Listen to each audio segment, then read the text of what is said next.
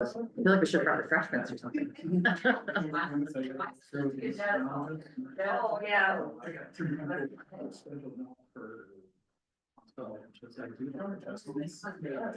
Yeah. Everybody's right there. Okay, now what you wanna do is.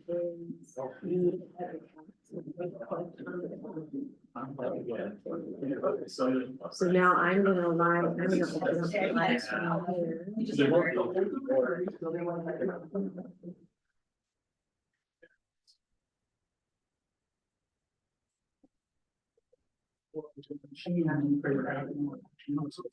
It's easily. Yeah, they did shop it all. Yeah, yeah.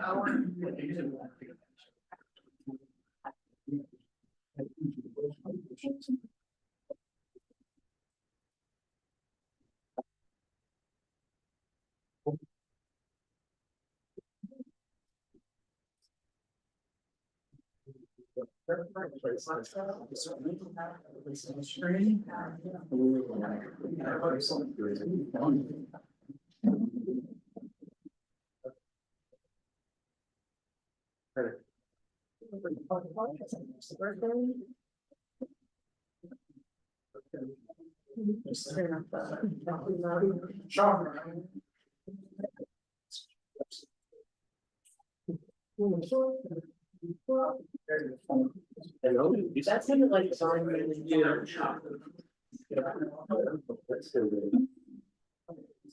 Go on. No. Yeah, it's on all. Okay. You?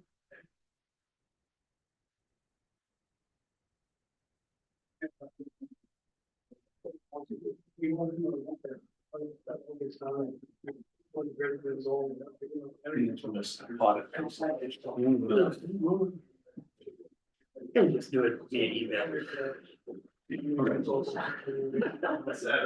Good job. Hey, I spent like months on this. That's a diminishing role. We'd like to recognize his role by now.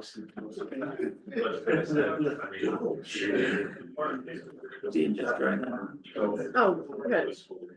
Thumbs up.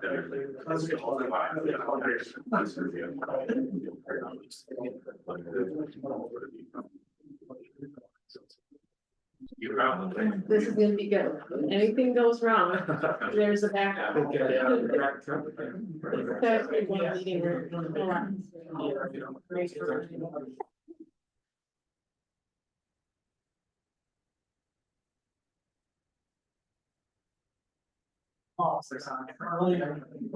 Ian's online, so what's it go through?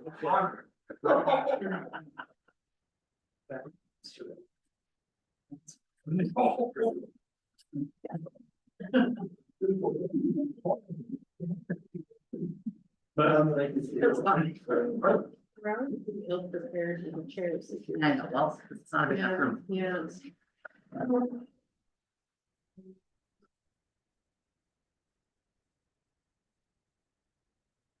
Never sees me online. And that's Kim online who did the. The NCS. Sean, that's corners. Dean's on. He's on. Was his address not so we can include him? Jess, I'm gonna flip the switch. Sorry. Dean and Bo was his address. Yes. You just do that. All right, it's 6 o'clock. I'll call to order tonight's city council meeting for the city of Wabasha, and we'll begin with the pledge of allegiance.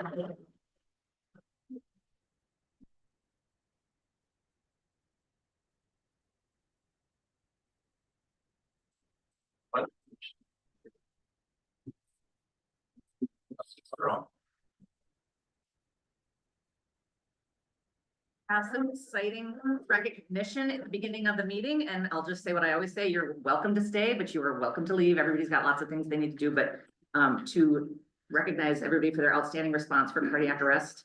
Were you going to kick this off, or did you? No, You must do Ryan. it. All right, excellent. Saving. Ryan's gonna do it. Thank you. Good evening, everyone.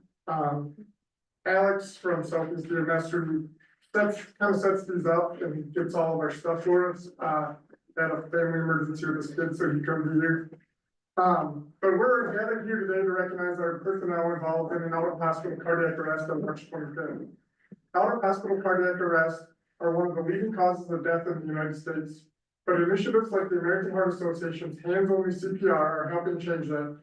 911 telecommunicators, law enforcement, fire and EMS agencies have a major role to play as the first steps in the chain of survival in an out-of-hospital cardiac arrest. High-performance CPR and team dynamics improves a patient's chance of survival greatly. It also improves their chances to make a full recovery. Every person involved in a sudden cardiac arrest emergency plays a significant role, from the survivor who was resuscitated and their grateful loved ones, to the individual who called 911 and the telecommunicator who guided them through the CPR process. The emergency medical responders who are conducted the resuscitation, the out-of-hospital EMS teams. It's a story that should be celebrated to inspire others and unite the community. Oftentimes these success stories are lost in the monotony of the ins and outs of everyday work life regime. Another face in the crowd, another customer, another day. But to the family and the patient, who are the face of the calm and the storm, the experts in our field, the protectors of life, often we forget that when someone activates 911 system, it is the worst day and the biggest event in their life at the current time. This is not a normal day, this is their worst day. When we have these combination opportunities, they should not be overlooked, and they should be celebrated. The statistics are against our patients, even before the event, but what we do is begin the chain of survival and begin to prevent them from becoming a statistic. When we start that chain of survival and ultimately optimize their resuscitation, we give them a fighting chance. Too often we find ourselves with the odds stacked against us. This is not one of those stories. We are here to celebrate the individuals that fought and beat the odds and to give the patient a second chance at life. So, on the morning of Thursday, March 20th at 8:10, Wabasha Ambulance and Police Department were alerted for a person that was unresponsive at a business in Wabasha. Wabasha Ambulance EMAR Jeff Walrick first responded from his work and was the first on scene, found the patient unresponsive and without a pulse, and initiated CPR. Wabasha Police Officer Dan Metcalf arrived shortly after with his AED, with the ambulance arriving just after him. 2 shocks were administered with the AED. The patient had ROSC, which is return of spontaneous circulation, and began breathing on their own on the way to the hospital. They were flown to St. Mary's in Rochester, where they are awake and neurologically intact, and from what I've told, will be discharged later this week. Early recognition, CPR, and defibrillation is essential for someone who has experienced cardiac arrest. For every minute without CPR, a person's chance of survival goes down 10%. So with that, I'd like to recognize those that were involved in the case. First, I'd like to start with Officer Dan Metcalf from the Wabasha Police Department.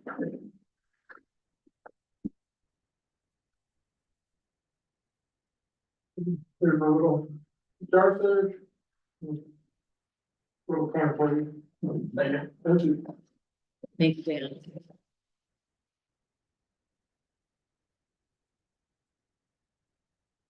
Next, they're in alphabetical order. Tina Cook from the ambulance service.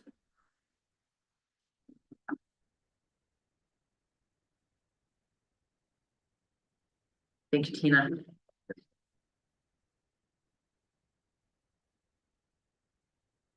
And James Dunham, into with the ambulance service.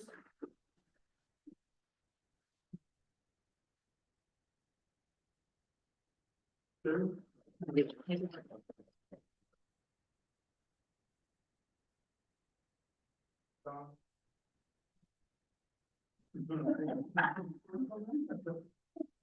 And Don. Just like a spell. Into the ambulance service.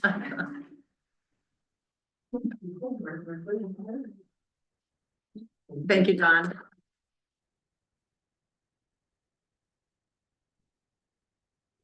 And Jeff Walrick with the ambulance service.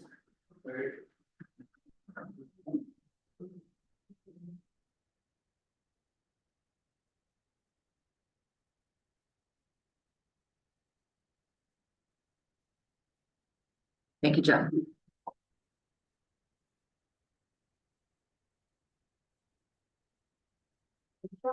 This highlights, the importance of having a local ambulance service.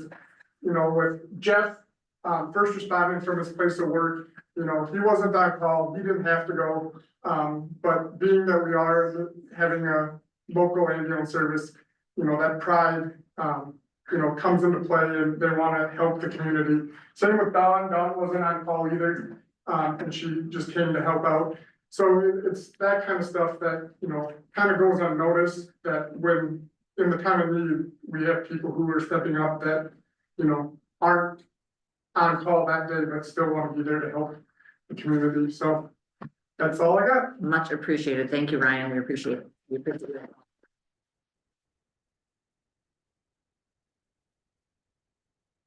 Well, for any of you who have lives to tend to, we have a long agenda full of interesting streets and planning updates, but I'm sure you have many other demands for your time. Do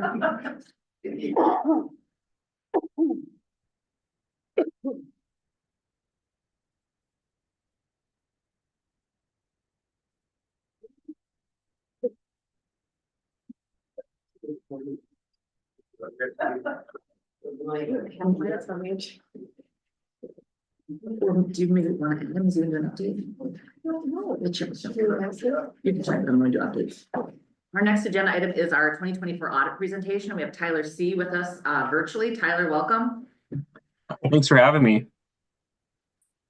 Is it okay if I share my screen so that everyone can kind of see what I'm going through here? Perfect.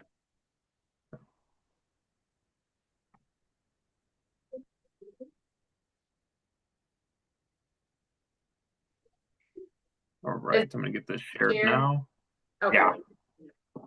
And go ahead and speak nice and loud. Our speaker is not that big. Okay, if I'm kind of sitting up like this, is this okay? Can you guys hear me all right? Yes, thank you. All right, and then can you guys all see my screen as well? We can. Perfect. All right, well, I will get going then. So my name is Tyler C. I'm an audit manager at Abdo, and like you said, I'm here to present the 2024 financial statement audit presentation. So basically the point of this presentation is kind of a brief high-level overview of the audit without getting too lost in the details. So just kind of giving you the information that we feel like you should be aware of. First of all, I'll be going over the results of the audits. I'll then get into the governmental funds, starting with your general fund, and then move on to your enterprise funds, and finish it off with what we like to call key performance indicators. So our responsibility as auditors is to issue an opinion on the city's financial statements. We are issuing what is called an unmodified opinion on your financial statements, which is a clean opinion. So the opinion you would be striving for in a financial statement audit. We also do some testing around Minnesota legal compliance, so some testing around state statute relevant to cities. And we do have one instance of non-compliance that I will note on the following slide. And then as part of this year's audit, we also had to perform what's called a single audit.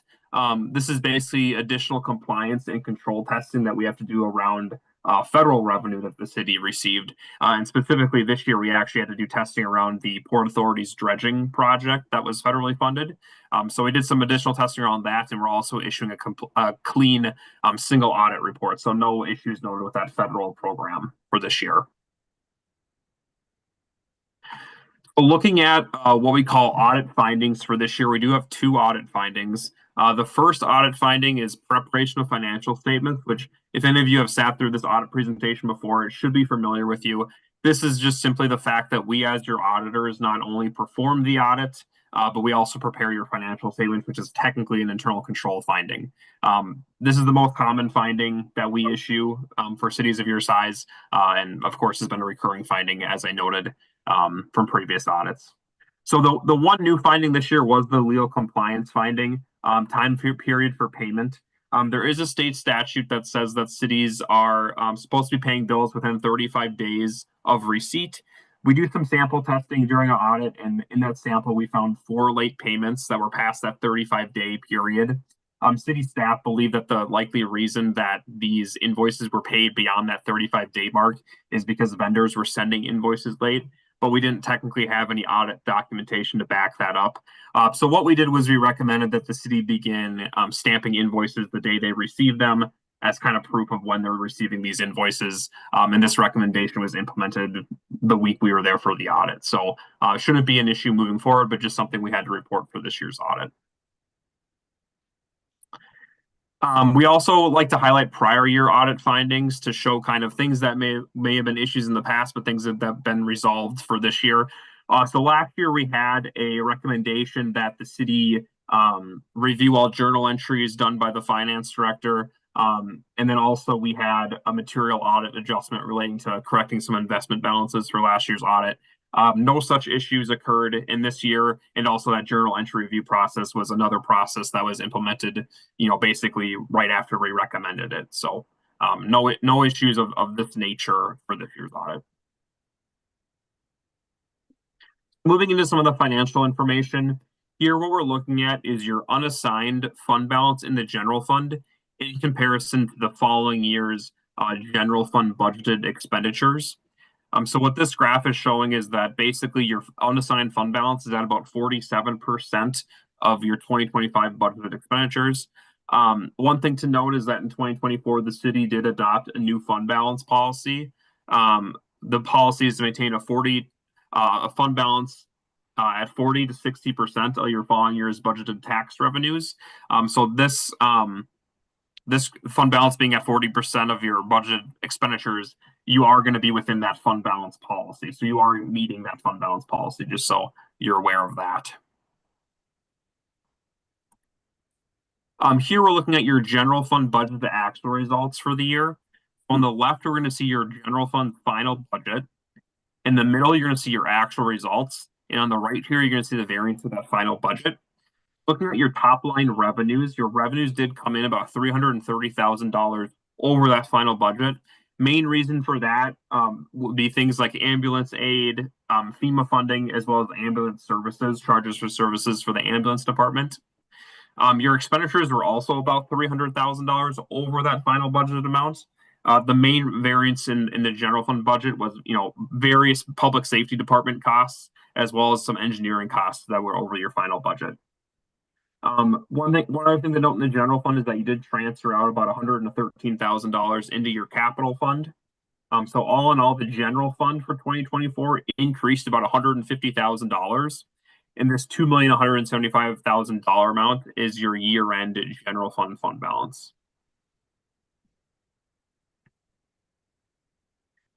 Looking at the last 3 years, your main revenue sources in your general fund between taxes, intergovernmental revenue, which is like grant revenue, charges for services, and then other revenue, which is things like interest on investments and transfers and miscellaneous revenues. And just kind of looking at the trend over the last 3 years of how things have changed. A little bit of increase in grant revenue, like I mentioned before, from the ambulance aid and FEMA funding and things like that, as well as LGA increase. Then charges for services have gone up a little bit in the past couple years, mostly due to that ambulance services increasing revenue. And then same format to this graph here, looking at your expenditures by type in your general fund over the last 3 years. A lot of consistency for the most part in a lot of departments. Kind of the main trend here is those public safety costs increasing over the last 3 years. But otherwise, a lot of the other areas like general government, public works, pretty kind of steady over the last 3 years. Moving on to some different governmental funds. Here, what we're looking at is your special revenue funds. So up top here, you're going to see your fund balance change between 2024 and 2023. And then this is a graph just kind of representing how that fund balance is laid out. But kind of main thing to point out for your special revenue funds would be that Port Authority. That fund balance did increase about $250,000 this last year. A lot of that due to that dredging project and the kind of the federal aid that came in from the dredging project there. The library fund also had a solid year, increased about $30,000 in fund balance. Here now we're looking at your capital project funds. So again, kind of same format here. We're looking at your fund balance change between 2024 and 2023, and then kind of how that fund balance is laid out over the years as well. Here, I think the main thing to point out in this one is, your capital project funds did have a large decrease in fund balance due to all the capital costs that took place in 2023. Mainly, your main capital improvement fund, as well as the 2023 street project fund decreased $250,000 and $750,000 respectively, due to, the 2023 street project and all the other various capital expenditures that took place this past year.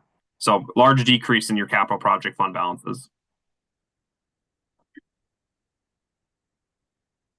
And then we do have a slide here that just shows your capital improvement, your main capital improvement fund, and how that fund balance has trended over the last year. Like I pointed out in the last slide, that fund did decrease about $300,000 or so in that fund at the end of 2024.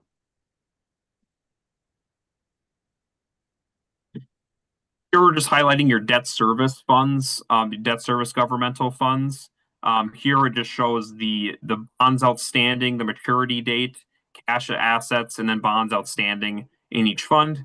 One thing to point out here is that your 2013 bond did mature in 2024. And then down here, we're just kind of showing your future 10 years debt service obligation broken out between principal and interest.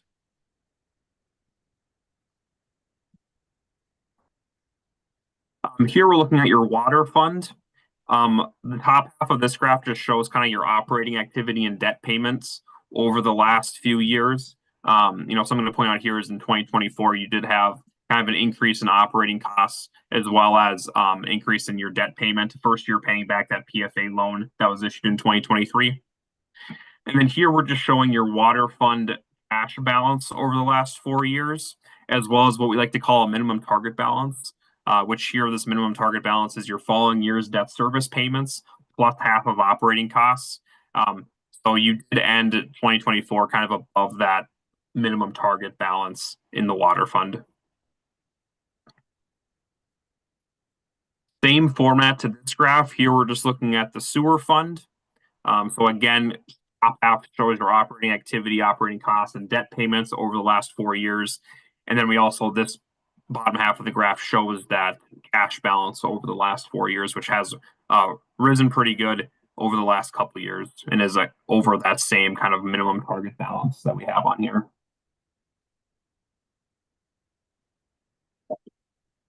This slide here, it just shows your total cash and investment balances by type over the last 3 years, at year end of each of the last 3 years. So you had about $5.2 million in cash and investments at year end 2024, which was a decrease of about $1 million, mostly due to the capital project costs that took place throughout 2024. Now we're ending it off with some key performance indicators. So this is where we compare the city of Wabasha to other cities in Wabasha County, as well as class 4 cities, which are cities of a population of 10,000 or less all across the state. Another thing I'm going to point out here is that we only have those peer group data points. We only have up until 2022 from the state. So we're kind of looking back a couple years while we're comparing Wabasha. We have, of course, your current year data, but we don't have those peer group data for the last couple of years. The first point we look at here is your tax rate. And just basically how it's trending, your tax rate is about, the same rate as most cities in Wabasha County. But the tax rate is above the class 4 cities, which again is population 10,000 or less all across the whole state. And then here we're looking at taxes per capita, which is above both these averages for those peer groups. I think that, one thing that this has kind of come up in previous audit presentations. So one thing we've noted is that, Wabasha's population is on the lower end of that 10,000, person population range for class 4 cities. And then the other thing to think about when you're thinking about taxes per capita is, the commercial businesses in the city that pay taxes but aren't technically part of that per capita, that population number as well. So that's the tax rate and tax per capita comparison. Here we're looking at now same formats of these graphs, but now we're looking at debt per capita and then debt service expenditures as percent of your total expenditures. So kind of here again, your per capita has risen, significantly in the last couple of years with the issuance of the 2023 bond for the street project and athletic field complex, as well as the PFA loans to pay for the 2023 street project as well. And then your debt service expenditures as a percent of total expenditures is kind of on the lower end of those peer group data points. Last slide here is kind of another per capita mark where we look at your current expenditures per capita as well as your capital expenditures per capita. So kind of looking at your operational costs per capita, and then of course like your capital project equipment purchases cost per capita and how that kind of compares. Kind of a similar story where you're mostly above the average for your operating costs per capita compared to the peer groups, at least looking back a couple of years. And then the capital expenses per capita, we always see kind of volatility in this category because it totally just depends on when your projects take place. And of course, the last 3 years have been pretty busy capital years for the city. So that's my last slide, and I'll open it up for any questions or comments related to the audit presentation. Thank you, Tyler. Any questions? Or comments from staff? I have a question. The link goes to the budget page, but I don't see the link then there to the audit. I'll share my screen and show you where you can find it. We have an issue where if we, attach, Advil materials, that's why no one could access the packet. But it's down here. Okay, so it's in that. So it's, right here. So just all the budgets are here, and then if you scroll to the bottom, all the audits are there, and so the presentation audit is right there. Because my link was dead. Okay, there you go. Dean, did you have trouble seeing it as well? No, I got it. I got it on my computer here. I do have a question though. Yes, go ahead. On number 9, general fund expenditures by type. Public safety. Looks like it's been going up quite steadily. Is that common with our class 4 cities? I mean, I would say in the audits that at least I've been seeing, I have been seeing public safety costs increasing across the state. So short answer would be yes, for sure. Okay. Yeah, that's the only thing that really stuck out to me.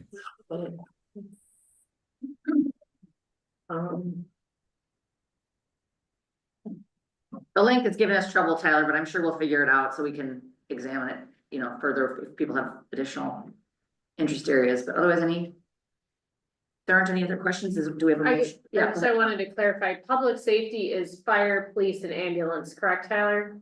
Correct. Just. You also have that emergency management department as well in there. So it's 4 departments? Yeah, 4 departments included in there. And so ambulance, we've been hiring to, boost revenues as well. We had extensive conversations around the police and then fire and emergency management, so. I'll make one more thing too is building inspection, which is, probably the smallest department in there for cost wise, but I think building inspection is public safety costs as well. Oh, okay. I'd like to see that same chart there with broken down the 4 elements of public safety too, just to get a little clarification. Okay. And Is all that- those are in the audit report, like the full audit report. You can see all the costs by department.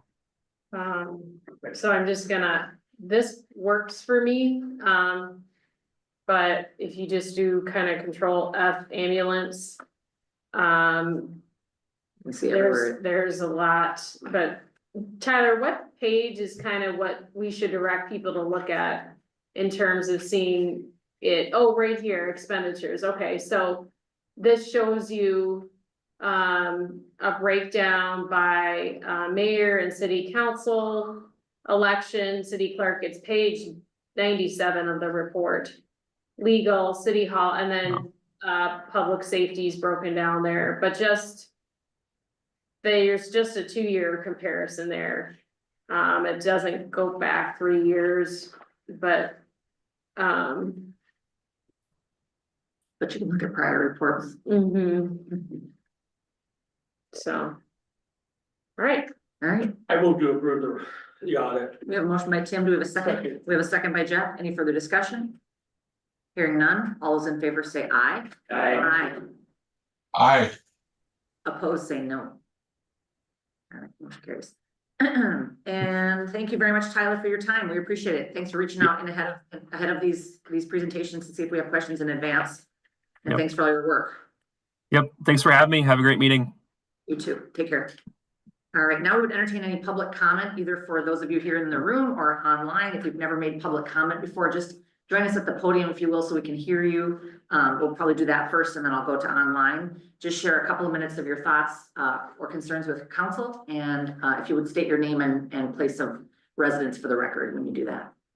But if you're here for any of the vacations, we have a public hearing notice below, so. Thank you. can Yes, if you're here for an agenda item, especially that one that has a public, you can comment on any agenda item, but the one that has a public hearing, we'll hear those comments at that time. Any public comment here in the room? Hearing none, any online? If you haven't done this before online, just unmute yourself and council should be able to hear you just fine. I'm not hearing any public comments today. That's just fine. Okay, changes or additions to the agenda. Did you want to see if we need to have an update? Lance, were you here to provide an update or just listening in on the properties? Lance, Did you want to share an update with did us, you want to Lance? share an update? We didn't have you on the agenda, but we'd be happy to add you. No, I was on the agenda. No, you're not. When we saw you come in, Carolyn and I said, well, we're supposed to have Lance on the agenda, so I just want to invite that if you wanted to say anything. That's No, fine. I just. You bet, you bet. wanted to Sit in, but. Yep, that's fine. We just wondered if we needed Send to. you an email. I was That sounds getting just ready to fine. do that. Yeah, yep. And it can be shared with council. All right, any other changes or additions by staff or council? All right, hearing none. I didn't make a formal presentation. I just want to say, it was really nice to have Brad Finstead here. He's been kind of criticized in the press for not being in communities. He was very much here to celebrate the National Bird Initiative, which he helped to spearhead along with a lot of other, helpers, Preston Cook especially, and National Eagle Center staff. So Jeff and Brian and I were there that night. It's National Library Week coming up, and it was during Soar with the Eagles. I went to a bird presentation and it was packed. And I hardly recognized anyone there. And I realized, you know, there's a real tourism impact of our library when they create activities that are in line with some of the festivals. So I know that happens with Grumpy Old Men. It just was really apparent that night that the audience was largely, not everybody was from out of town, but I was impressed by how many people were there and how many people I did not recognize. So we thank the library. And everything else I think I was going to share, Caroline's got in her report, so I won't steal her thunder. And we'll do committee reports starting with utilities. Yeah, we met yesterday, but just normal business, Mhm. nothing of Some note. of the stuff that's on the agenda, yeah. Yeah. And planning, or excuse me, Port Authority. Port Authority did meet on the 18th. Nothing there really. Was one item on the agenda that we'll review later.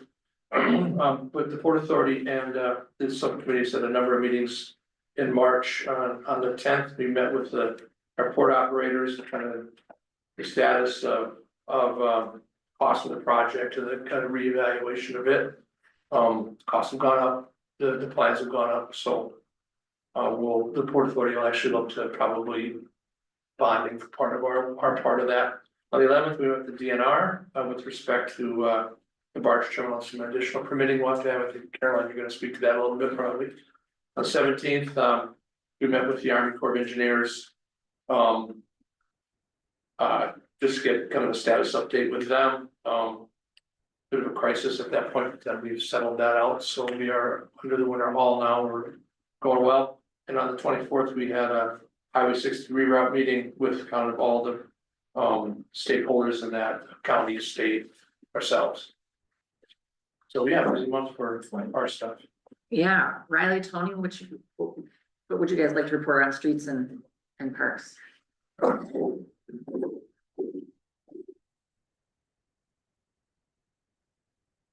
Okay. You're reporting on the flood, right? Yeah, Okay. I'll let him do streets and cars. I'll call on.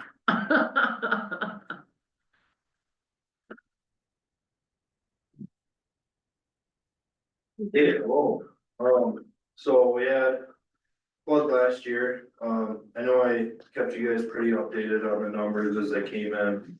Tony wanted me to come up here and do a report. So here I am.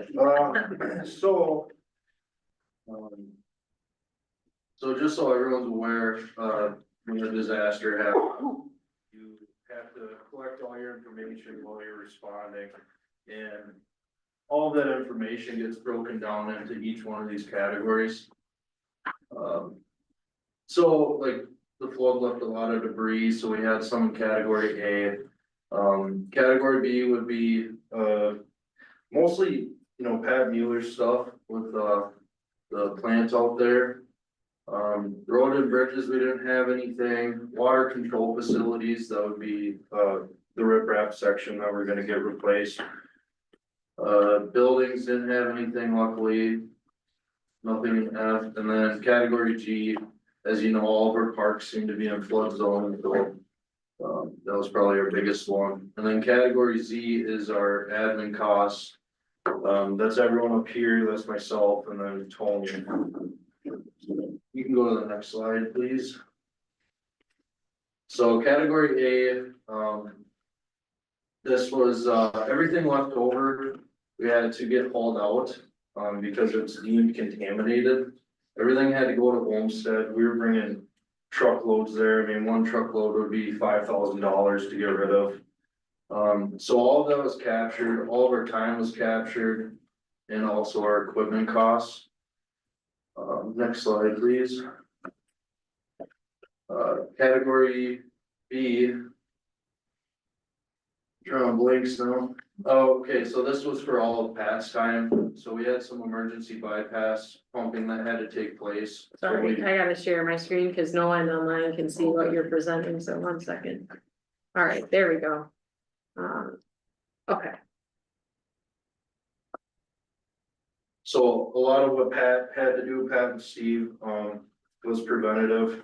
We have a lot of data on all these floods that we've had, and I mean, they literally go around town and, seal manhole covers, put extra pumps in, etc. So all that time was covered for his equipment, his staff, overtime.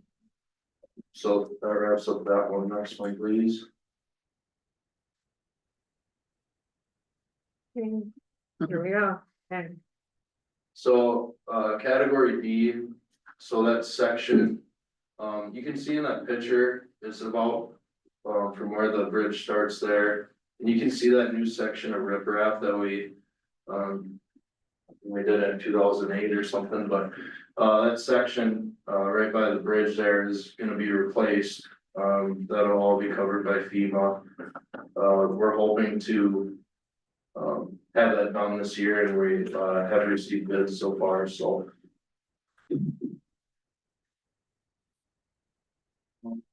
Works and facilities, so. A lot of, we don't have any time captured in this one. What this one is the new skate park ramp. New volleyball sand. What else? Yeah, that's pretty much it. There it is. And then just moving the cost to cover Malone Playground and move out of the flood zone. Yep. So that, the work here is gonna start to take place this year yet. So some of it is covering what occurred, and this project and a couple others are in the riprap are going to occur this year, so you guys are getting bids and. Yep. Then, category Z, we captured over $18,000. All of my time that I could bill was billed, and that would bring in over $9,000 just to cover, my salary. And then it also collected all the admin costs we had up here for answering phone calls, social media posts, etc. And then one great thing is, we got our engineering costs covered as well through Bolton Bank. They helped with a lot of the engineering, estimates for like the projects coming up, like the skate park ramp and stuff like that. One, please. So yeah, the biggest thing I wanna highlight is just the difference from 2023 to 2024. 2024, we had a smaller flood, but I had the training and knowledge to really fight this thing, so. I mean, you can see the difference in numbers. We're getting 4 new projects out of it, new skate park, and then, got the Moon Park lighting, we're gonna get the riprap, and then the new skate park here at the athletic complex. Good work. Any I mean, questions? there's some more slides, but, basically what they are is it's broken down by these projects. And we don't really have much information, I mean, we just are now getting the money, so. We're working through bidding and stuff like that, but the goal is to have everything done this year, so. Yeah, if you guys have any questions, please let me know. Oh, yeah, wanted to highlight, these, my guys in Public Works. They really are first responders as well, I mean, you guys don't see them at night like I do, but, I mean, they come in all the time and. In the flood, they're there, I mean, all the time, Steve has probably the majority of the overtime.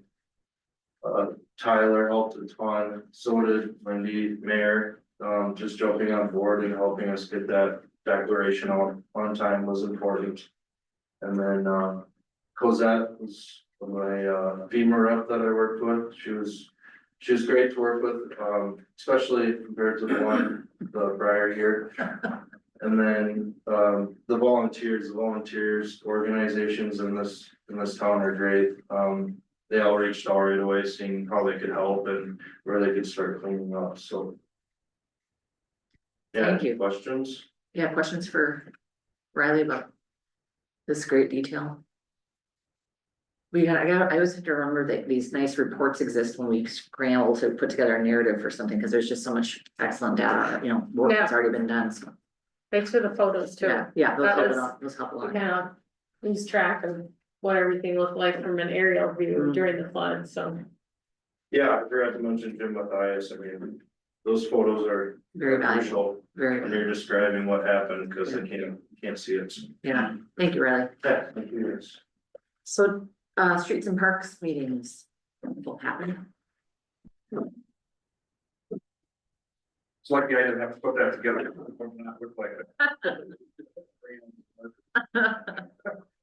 it. Street commission met today. We had a long agenda because we were backed up, a couple months. And we elected a chair, that's Jim Matthias, and then the vice chair is Jay Jewson, so they're gonna assist running the meeting, so I don't have to do it. I can kind of focus on the meeting itself. We reviewed the Robert's Rules of Order, meeting expectations. Welcome the new board member, Doug Marcotte. Is that right? I think, yeah. And he's all excited and enthused, which is great. We're still looking for one more member for the street commission, so spread the word if you know anybody that's interested. We'll certainly consider them. We went through Cannon Park Alley Vacation, the Market and Main Street, and the Due North Storage Vacations. We didn't have any problems with them. They were pushed through.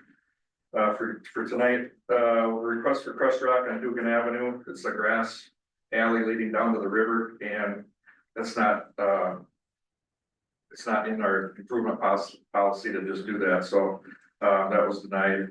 And then we approved micro slurry, street sealing, city hall parking lot maintenance, and bike path crack sealing, catching up on some stuff there. Old business, we had the, Eagle Center and Lawrence Boulevard traffic flow on there again. We had probably an hour and a half discussion on it.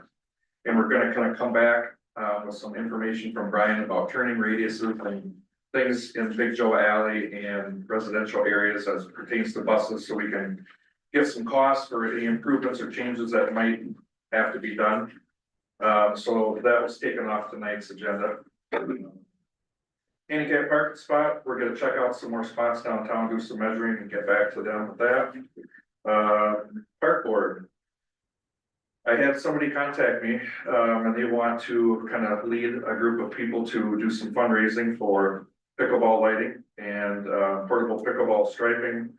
A couple of other small things, and I said, all power to you, keep in touch with me, let me know if I can do anything to help. And we do have a couple of old light poles from the old tennis courts. I kind of told them we could, kind of help out with some stuff. Athletic complex camera system, we've had some, not damage, but graffiti, different things, picnic tables. And then the pickleball courts, and the tennis courts, the surfacing is very expensive. And we got thinking, if we're gonna do a camera system, why don't we include a camera on that? In case we get skateboarders in there, some kids, whoever wrecking it. So we got, free Wi-Fi donated from HBC, and they're setting that up Thursday, so it's public use. And then they're gonna donate the cameras, and then we have to pay our monthly fee for a camera, $600 a year, I think it was. And we'll try that out, see how that goes. Dog park grass, there was no snow last year, so that's tore it all up. So we're gonna do a one-time seeding, we're not gonna spend a lot of time on it, and see if that helps. A lot. Other than that, yeah. Any questions? Oh, what was I gonna give? No. So the update for the Lawrence Boulevard's up there, ain't really much. I just did it, so. Yeah, Okay. you did, yep. Okay, thank you, Tony. Any questions for Tony? All right. And planning commission. So we met on March 11th, we welcomed a new member, Jay Jewson, to the commission. We talked about a land use plan amendment to the athletic field and mosquito field, changed it from open space to mixed use. Kind of just one of those steps that has to be done. Then we talked about some zoning ordinance definitions for junkyard, mixed use, outdoor storage, just kind of start to clean up some of the wording, make it a little clearer, and go from there. And our next meeting is on the April 8th. So. Any questions for Tim? Okay, very good. And our administrator report. Okay.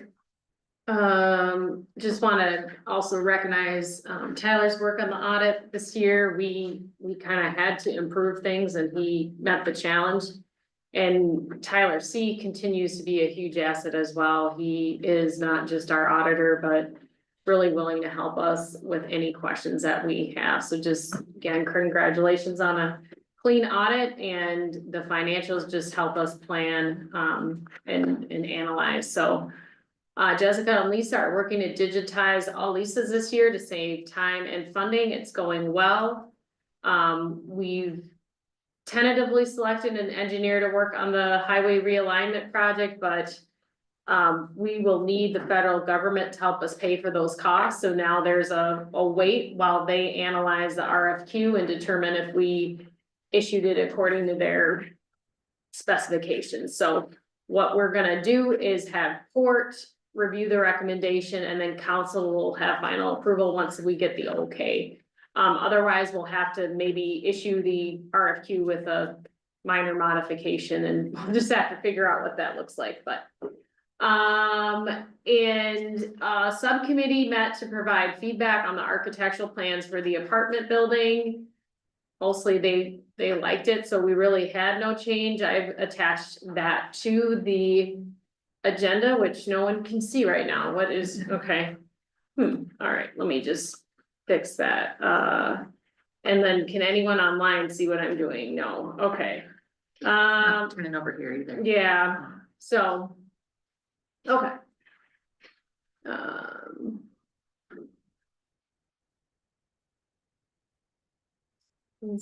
I'd say as a, Oh. Something's gone wrong. All right. Can. Where is that echo? Okay, maybe if everybody online would be sure that they're muted, we're getting a little echo here. is anyone on it on their phone or anything? Doesn't sound like it's coming from here. No, Okay, well, there's the rendering, that worked. okay. So that's one of the renderings. I was really pleased to see that there's some masonry. When we went to La Crosse, they had, you know, it's a large development that they've been in the works for 15 years. They have design standards. And I thought, should we be having design standards for new construction downtown? We're kind of too late. And here it is. They know what they're doing. Nice masonry. That'll be sort of a limestone-y quality. The siding features both vertical and horizontal are a hardboard. They're not a vinyl. Dave Woodley was pretty adamant about that right from the beginning, so we thank him for you know, just describing that material as being, you know, what we'd like to see. Balconies are gonna be nice powder coated black. We had a lot of discussion about access to parking, in terms of how you get into the parking ramp. So then you know, it's L shaped, so on the alley side, you'll see it'll be just the same, but you know, at that other 90-degree angle. I hadn't really even noticed it until it was called out in the meeting. That side, the image of the side maybe shows a little better. The building will be lit which is really nice because that the span of that street on Allegheny is dark. I know from going in and out of our office at night, it's dark, so that's really nice. And, yeah, the committee was represented planning council and Port Authority, and people were very enthusiastic. So. And then on the engineer, just I guess it's just a footnote, the TED grant that Caroline successfully received for us required that MnDOT be participatory in some of these processes, and I have to say, it's been really good to have them there. You know, Jeff's an engineer, I'm not, so, you know, looking at these proposals is a little bit, to me, like just looking at any marketing for any product. They're all excellent, they're all professional, you know, very well-regarded professional firms, but Dietrich had a lot of input, and then the MnDOT District 6 director, and I can never remember what Fausto's title is. The MnDOT representative for the projects that are that receive state funding through federal agencies. Lots of good feedback about where we're at in the process. We're a little behind, but it doesn't mean we can't catch up. We just have to understand that we are at this point a little bit behind. There's just a number of approvals that, as Caroline mentioned, they all take a period of time. So, but those are good meetings. Any other comments or questions for Caroline? And then we have a robust consent agenda.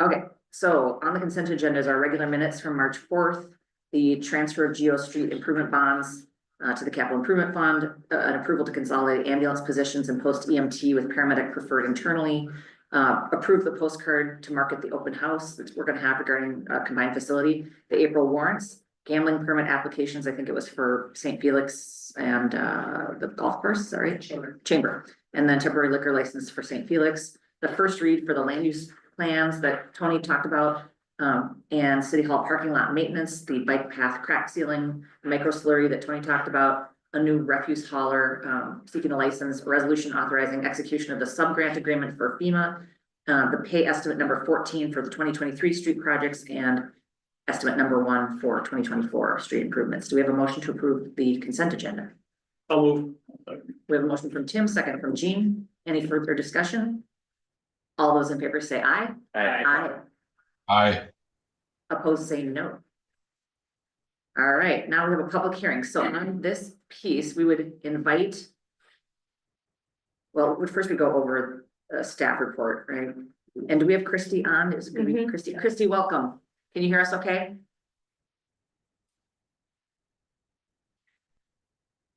Okay, just unmute yourself. Sorry about that. That's all right.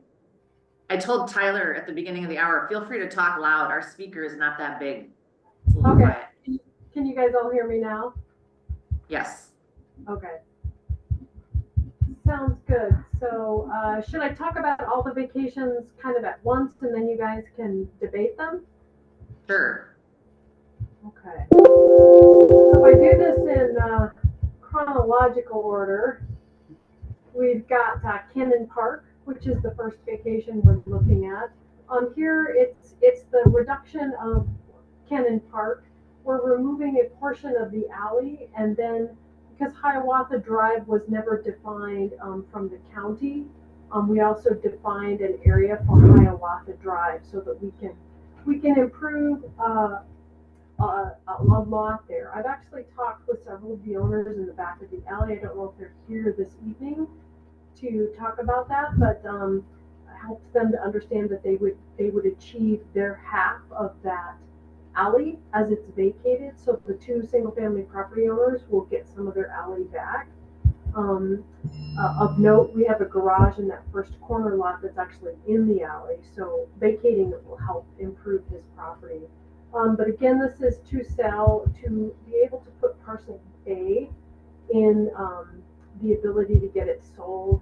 There were no comments from parks. I reached out to all emergency departments, nothing from them. This was posted in the paper prior to tonight's meeting. Are there any questions for this vacation from me? Anybody have any questions? No, I think we're up to. Questions, is it open to the public right now? Sure. Oh, perfect. Yeah, I mean, Oh, great. Charlie, you're welcome to go if I would like. I talked to Christie today, so it's the first I heard of. My dad is unable to make the meeting.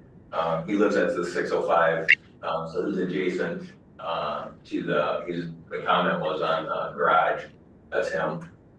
So I talked to him briefly. He was in his 90s, so he had a tough time making it here. So we had a conversation this afternoon about it. After I talked to Christie, she was very helpful. Her comments, I think answered it. I think it was helpful to talk to her about, vacating that.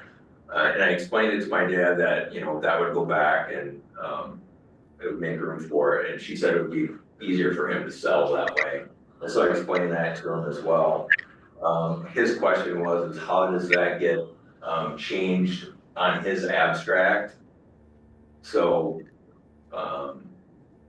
she said that the garage has actually been there since since they lived there in the 50s, but she said that it's part of the alley currently. But the question is, how does that get changed on his abstract? If that's gonna be vacated. I can answer that. It's by state statute, it's an automatic accrual.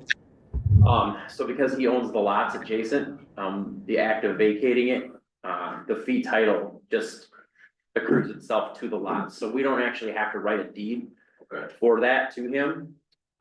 Just in the future, when he does sell the property, I'd encourage you to include language that it also includes his half of the alley, just for clarification. But even if you forget to do that, it still goes with it. The title search is short. The other question he had is, and this probably gets into more discussion, I think, but, there was, when I talked to Christie, she said there was 2 reasons that they were, going to sell this property. One is this first step is to vacate the alley, and then they're gonna put that, lot up for sale.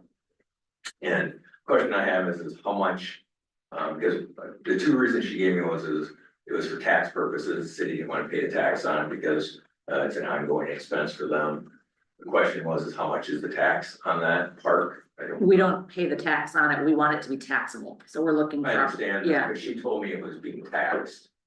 Probably it was just because we were mowing and spending time, you know, taking care of it. How much is that a year? Andy? Oh, but I have to sit down and calculate it. Yeah, not that much. The incentive is more to Right. develop housing, so for Okay. single family housing. So is there an assessment made, on each one of these parks for the ability for them? She said it was zoned R2. So when it's zoned R2, I mean, there could be a potential, she said 1 or 2 lots possibly here, possibly 1. So we gain 1 family. Mhm. 1 or for- 2 units, 1 or 2. yeah. 1 or 2 units for the expense of green space. Is that what we're? that's the Yeah, trade-off? so we looked at this earlier in Cannon Park, the actual park that's groomed as a park will remain intact. And so this is just an area that just gets mowed and has no use, has no park use. Yeah. There's I also. grew up there, we had a lot of. Yeah, right, you probably used it as your own park, right, we don't see utilization of that, we also described in our park plan that Cannon Park is underutilized, and I think everybody realizes, well, there's no way to utilize it, there's not even a bench there, so we recognize Cannon Park as the. Put up a bench there. Yeah, I think that was the failure of the park plan, was to say that it's not a useful park, it's a useful park if you allow use, so. So I guess the question is why is it this park versus any other park? And there's been some assessment made of that, I assume. I don't know. Yeah, the short answer is over the course of 2.5 years, we've been looking for any parcel that we believe to be suitable for housing development. We have looked at Brugger Park.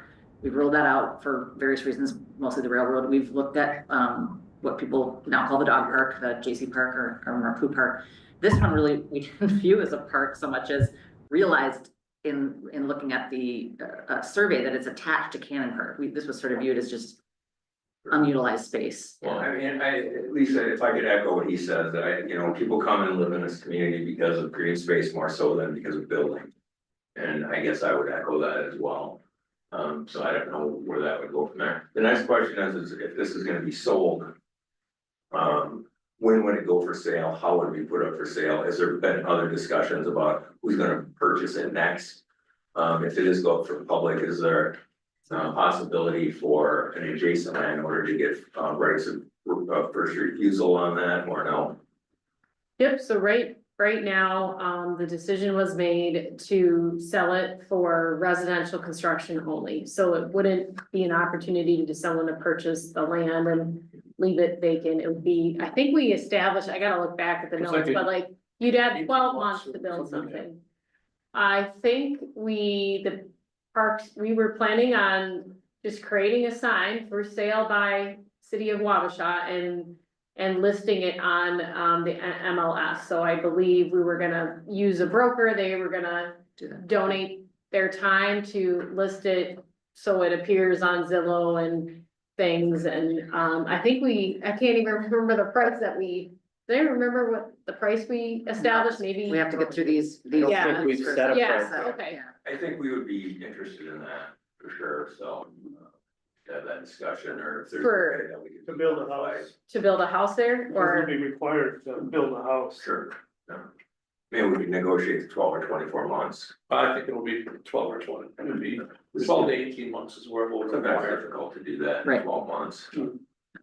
So yeah, those conversations have been had, but not formalized, because this is the first step, but Okay. there's some kind of concurrent activity. Where it mostly gets discussed is our community housing task force, which is open to anybody who wants to participate.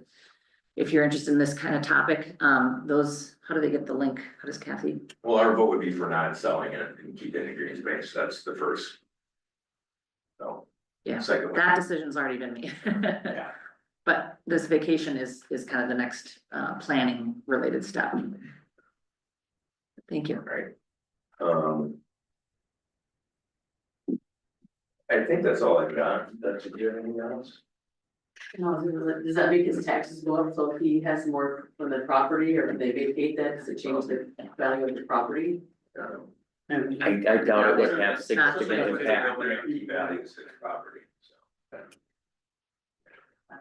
Personally, I think that if it's gonna have green space, leave the green space, maybe we should worry about getting our downtown apartment complex up and get that filled, and then worry about selling our parks off in this town. We're worrying about all types of housing all at once. Sort of what our housing study told us is that we need all types of housing, and so we really haven't It definitely devalues his property. have a new home next to it. For a duplex. I don't think we have any evidence that that would be the case, but well, there's similar like properties right in that neighborhood. I think we're looking for a developer who is interested in producing units or a single family house that fits the neighborhood. I'd be less likely to buy his property because of that. Any questions, any other questions about this vacation of the alley? Maybe not my Charlie, back to the next door to Grandeur. I don't object to vacating the dealer, but, I have 200 amp service coming into my property underground. Will they leave an easement there for a utility company supposed to maintain a power line? What have we done with utilities on this? Nothing yet, right? Nothing yet. Yeah, it's noted here. Yeah. That easement will be defined when platted, so. Yeah. Brian was. We'll have to figure out where the line is. Right. Does it cross the green space into your property? Yes. It goes, all right, right from my property straight up the sidewalk, then back, then over the pole. Okay, we'll look in at utilities for sure. And we can take care of easements on the plat for utilities. Oh, okay. that'll happen at utilities. That's my main concern. Okay, yeah, good to know. Thank you for Charlie. Any other questions from council for Christie?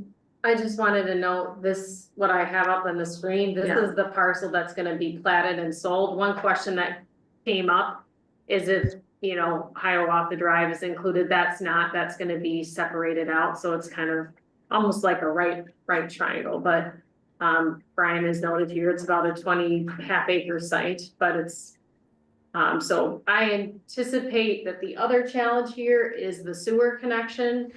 And so we are looking to we'll be able to list it for sale, but anyone that comes and talks to us, there's the issue of the sewer connection, and so I think that Pat and I were just discussing, is there a way to collaborate with the parcel across the street that also wants to rebuild a home that was torn down and figure out a line, so that will be an additional cost for anyone that builds there is needing to, it's not gonna be usually it would be an easy sewer line hookup, so. That's just something that we need to continue to look at. Yeah, just to educate anybody who's interested. All right, otherwise, do we have a motion to approve the resolution for the vacation of the alley? We gotta do public. Oh, yes. So public hearing, anybody online? We're gonna open a public hearing at this time. It's 7:01. And if you have any comments related to this matter, you can just unmute yourself and share any thoughts you have with council. Is it related to all three of them or just? Just this one. Okay.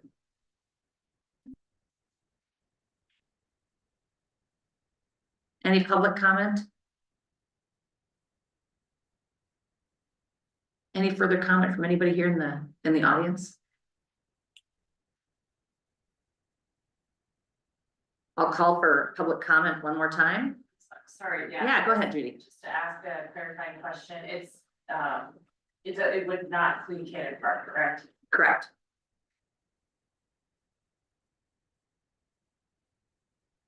Any further public comment? It's amazing how long a minute lasts when you're waiting for somebody to say something. I'll close the public hearing at 7:02. All right, Christy, the next one. Yeah, you wanna Vote on. Oh, yes, no, sorry, motion to approve the vacation. Second. John with the first, Jeff with the second. Any further discussion? All those in favor say aye. Aye. I, Opposed, say no. Motion carries. Okay, now we'll do the next one, Christy. Okay, sounds great. These aren't exactly in alphabetical order, but we'll now do Market and Main Street. So this is also a city property. It's located at the intersection of Market and Main. The city would like to vacate it. It's this odd little horseshoe property. We're vacating a portion of Main Street and vacating also the alley, our half of the alley in the back. The ending lot will be about 24,800 square feet, give or take a bit. Vacating now, we've got two vacant parcels adjacent to that, or mostly vacant, to the south of that will remain, and those guys will gain their half of that alley as well. We're doing this, on that second page of the report, you can kind of see the aerial's a little difficult. Second page there helps you understand what we're showing. So you can see the lot size and the lot depth is what we're really trying to obtain. On that second exhibit, you guys can see exactly what we're vacating. So we've got both a chunk of Main Street and we've got a chunk of alley that we're vacating. So the lot again is on the top of that page. Then the vacation is on the bottom. That final page, this is a little more complicated of an issue, but that final page of my staff report actually shows an easement that we're going to write to help maintain the existing part of the alley for this vacation. So there's kind of those three exhibits that should kind of help you understand what's going on. The rest of the staff report is just talking about the same groups of people that I've asked to look into this. We've got emergency departments, had no comments. Staff certainly recommends vacating so that we can move towards making or creating an additional lot.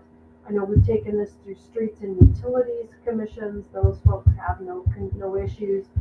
I have talked with a number of residents who live across the street. So those townhomes that are directly adjacent to it, in the aerial that you can see on page 5, you can see those 4 buildings, so 8 townhomes across the street. And their views were mostly that, and I won't paraphrase, folks might be here to talk at it, but they want to make sure that whatever housing unit is going in the new vacated lot, that it's done so in a way that's reflective of the neighborhood. And that's all I have for that. Does staff have any questions of this vacation for me? And by the way, Brian is the expert in the room, so if you have any surveying questions, ask Brian. Any questions from council? No. And I will open up the public hearing. One thing I should probably do every time these kind of issues come up is I should give you the nutshell of the 2-year process that we've been in as a community. So council's been along for this very much, but there's a 30-person community task force called Wabasha Area Team for Community Housing. It involves local brokers, our hospital administrator, Great River Homes leadership, multiple members of council, our planning zoning staff, Caroline, our community economic development staff, Kathy Enerson, and Kathy's very experienced in this work. She initiated the first, I think our first issue of business was that we needed to look around our community. We did a housing study. The housing study outlined that we need all types of housing. Our population is stagnant because of housing. Our schools enrollment is stagnant because of lack of housing. Employers are suffering because of lack of residents able to find suitable housing here. So I don't think it's unique that Wabasha's study says we need all types of housing, because probably most people's community housing studies say that. What is unique is we don't have a lot of city-owned land, and we don't have a lot of assets built up to purchase land to do large subdivision development, for example. Also, if subdivision development isn't the right type of housing for lots of wage workers. So we're looking at the land that anyone has, that's a willing landowner, as well as the land that we have, and we're absolutely looking to match developers who do the type of work. And of course, developers want to be the right developer for that site. We have some local builders that are interested in this, very reputable local builders are interested in this site. It's come up over and over. You know, is that land available for sale? And the answer has always been, we don't really know. It's now a strategic part of our housing work that we're doing. So we are concurrently looking at this parcel. We are concurrently looking at the parcel that was just described. We're looking at the old athletic field.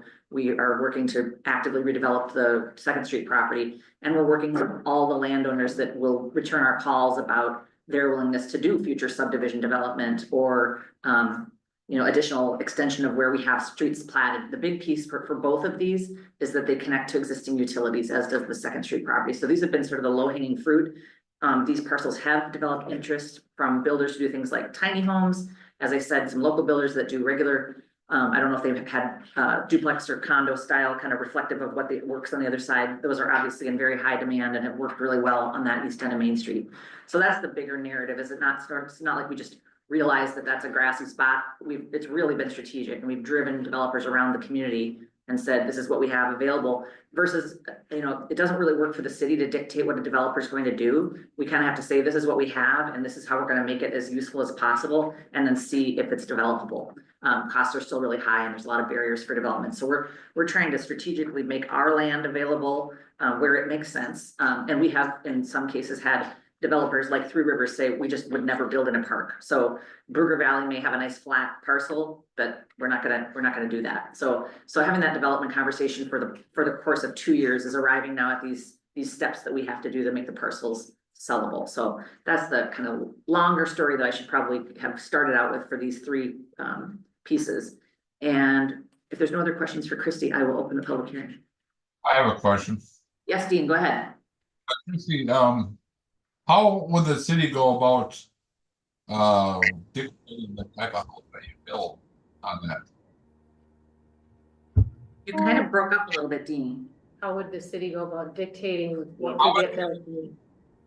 How would the city I have a comment. Yeah. later. Yeah, Caroline can comment about that in terms of, Okay, so number one, we have zoning in place, which Christy knows, is it R2 or R1, Christy? It's R2. Okay, it's R2, so up to a duplex, so that's number one.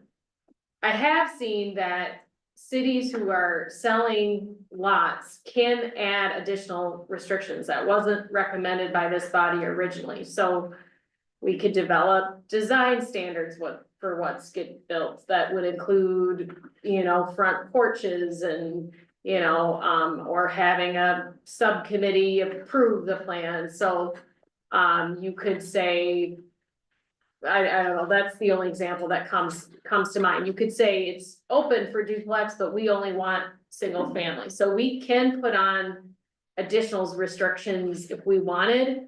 But when this body last discussed it without having some of this feedback, it was just, we were gonna list it for sale and see who came forward to, as you say, not have too many barriers. But I will just comment, you know, this is subject to floodplain and shoreline overlay. So anyone who's gonna build there will need a little bit of fill, right, Brian? It's not too much. He did the analysis on that. And then, just make sure that they have enough impervious surface. So it's not necessarily, whoever takes a look at it will have to do some work in terms of the design just to meet that part. But there could be feedback to add additional restrictions. And then, the other question I had from the residents down there is, would VRBOs and those likes be, allowed? And I believe that the answer is yes, from what I was told earlier today. Is that true? Well, we don't restrict private owners on that in our city, so if these are privately owned properties, it'd be no different than the properties anywhere in the city. We have that restriction built Oh, that into yeah, unless we created another restriction, Yeah, that's all I'm asking. Yep. yeah, Okay. yeah. But yeah, we restricted that in the market rate apartments, that's gonna be a part of that agreement, that is a part of that agreement. All right, any other questions? Otherwise, I'll open it up. All right, it's 7:11. I'll open up the public hearing. Anyone can comment. Please just come up so we can hear you and state your questions or concerns. And we'll do the same online in a moment. My name is Maria Johnson, and I live above the adjacent part of the park that's below there, that they're looking at the property below. I just have a question, like, is it, how far up does it go? Like, I see there's some stakes there, but is it like looking at two parcels there, or what, down below? Can you describe it so that, Kind of see the tree trees. line? Yeah, I don't, so does it come up to the tree line? Yeah, it comes up to the tree lines. There you can see the dotted line. I didn't know if it was visible there. So it doesn't come up the hill at all. It does not come up, it doesn't come up the road. No. Yeah, Okay. so it'll essentially be that hill gonna be. The platform. There's a retaining wall behind the house that's right there. It's even further down than that. Okay. Okay. But I'm just curious on how much is, to get somebody down, is it built straight up or takes the view away from me, but. Okay, just the question I had, I didn't know if it was coming all the way to the road or if it's just below there, or, cause some of those stakes are up pretty high on that side, so when I looked at it the other day, it's. Yeah, you'll be able to pull this up online if you just go to city council on our website and then the agenda packet. Okay, And you'll be able to look at those images better on your own screen, but Okay. it's that dashed line on the tree. all right, that's all I need to know, thank you. You bet. Any other comment? And again, I'll reiterate that this is not a park. This is not a park in the city of Wabasha. This is empty space, like the space across the street that we maintain, and Tony's crew mows all summer long. But it's not a park in the city of Wabasha. Is there a height restriction on that for building? We have a height restriction, is it 30? 35. Okay. How much fill they put in there? It would fill up essentially to the height of the condos across the street. Do you remember how many? I don't, it's like a couple feet to get it up high enough, just to get out of the floodplain. You know, the house next door, Wise, I think lives there, they had to do the same thing. Sure, the yellow house on East Main Street, Yeah. that's, actually, it's not yellow anymore, it's beige. That's pretty high. That's pretty high compared to when you start going down that way, it's. That's because that's all in the floodplain, those other houses are Exactly. deeply in the floodplain, yeah. Then you're looking at tilting it up and I'm up on top of the hill, so.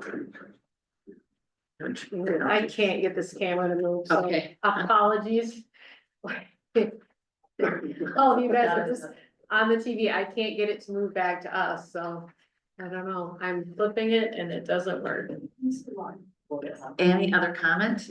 Otherwise, I'm gonna go online, I know we have a couple of neighbors. Does anyone online wish to make public comment here in the public hearing time? Hi, everybody. This is Kim Walter. I live in the Harborside Association, which are the townhomes across the street. First of all, I want to say thanks for what you do. I don't sit on many city council meetings, but you have to keep an eye on a lot of stuff, even for a small town. But my question kind of came from a conversation I had with Christy, and that whatever gets built across the street from us would have to be sort of, I quote this, a fit for the neighborhood. And that we would be notified if it wasn't a fit. So I guess I was looking for what is the criteria that establishes a fit for building over there? And is there some way that we can impact that or have some involvement or transparency in what's coming up? So there really isn't criteria for a fit. So this would be an example. You live on Rivers, you live on River Drive and a lot goes for sale and they're gonna build a single family house across from you. You know, the developer's gonna do what the market demands. They're probably gonna put a very similar housing type to that neighborhood because that's what people are looking for. When somebody drives down River Drive, they see the houses that are there and they want a house similar to that on that street. But the neighbors don't get to know how the house is gonna be designed or how the developer's making decisions because it's a private transaction. So I think built into your question is, you know, do we have control over that? We wouldn't unless we wrote them in as Caroline described, and we haven't arrived at a conversation that suggests that that would be a good idea. A local developer is gonna know what to build and what the market, you know, is demanding. And I think they're also gonna know how very successful your properties have been, you know, for the 30 years they've been in service. I would guess they'd be looking, you know, to look at that type of housing or something, you know, that is very comparable to anything, you know, that they see on any residential street in Wabasha. But there isn't a city criteria. We don't have design criteria that we apply to all residential properties. Christy, can you speak to what you were referencing in the conversation? But by that I meant just the standard setbacks for front yard, Yep. side yard, rear yard, heights. Right. Coverages in shoreline overlays, those sorts of things. So if it fits, they wouldn't, the next developer wouldn't have to apply for variance if it met the standard setbacks for R2 zone. Right. So just regular residential zoning. Right. Does that help, Kim? That helps. I probably was repetitive in that question because I think you did describe a lot of it earlier. So I appreciate that. Thank you. No, that's okay. I think it's an interesting time in Wabasha where we are as a city and as a community really trying to do strategic moves around housing. And we're in a period where developers are facing a lot of barriers. So I think the general effort is we've been trying to attract developers who are interested in Wabasha, have done good projects elsewhere, have shown us the types of work that they've done, and we've been trying to make their work easier if we can, if we have resources available to us like state grants, or if we can do this work that sort of eases the head scratching that they would have to do about how this parcel gets built upon. But we haven't created some, you know, design standards that we're asking every developer who builds in Wabasha to adhere to.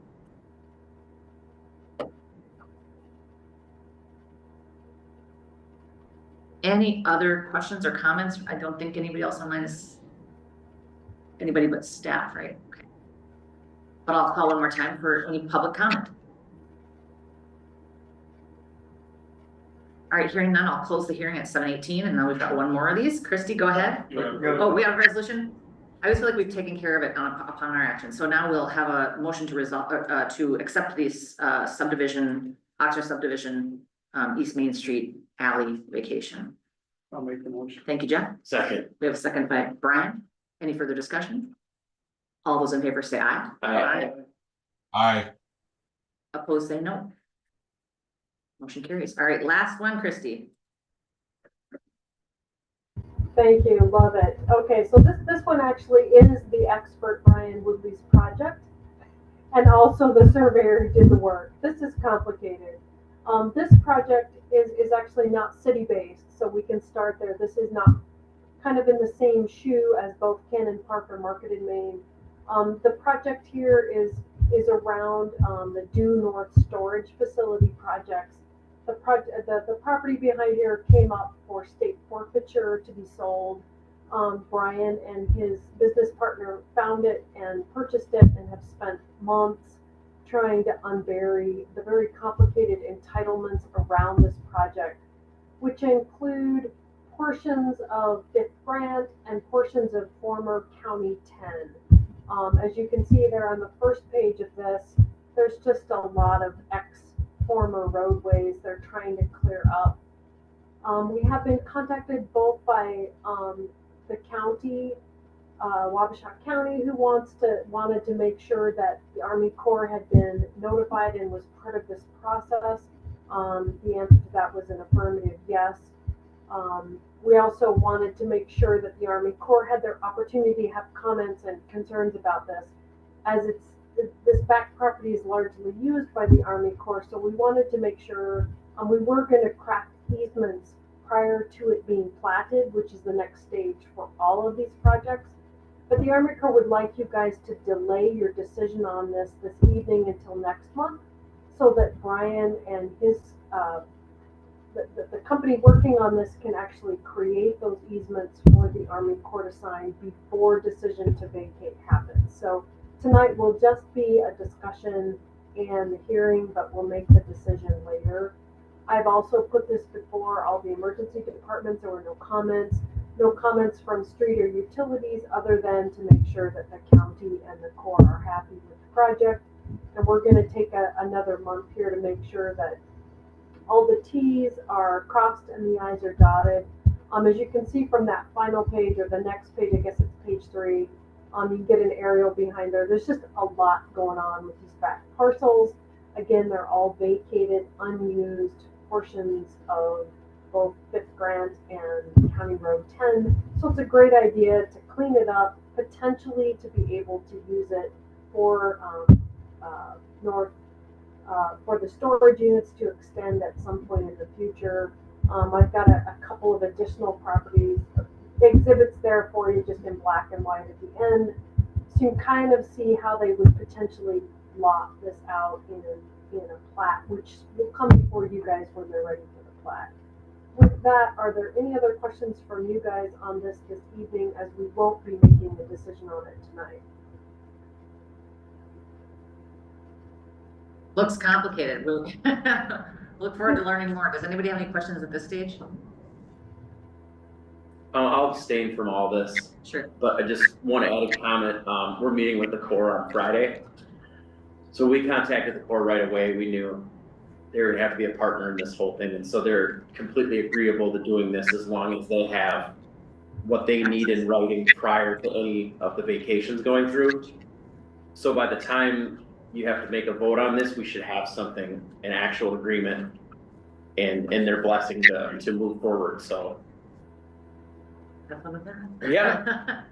Any public comment? We'll open a hearing again on this parcel, and we'll open the hearing at 7:22. Where is that property at? Where's that located? Up on the other side of Brian's storage units. So that's down by the old cemetery down there? Yeah. The old roadway, basically. Yeah, it's adjacent to the cemetery. So 5th Grant will actually vacate the north and south. The north half would be for the cemetery, and the south half would end up in this future potential project north of it.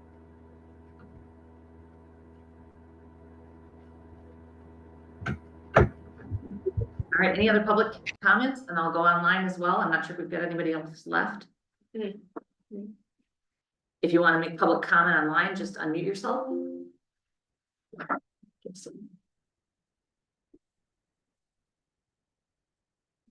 And hearing no further public comment, I'll close the hearing at 7:23. All right, thanks for all of that, Christy. Thank you for your work. Do we need a motion to postpone, Christy?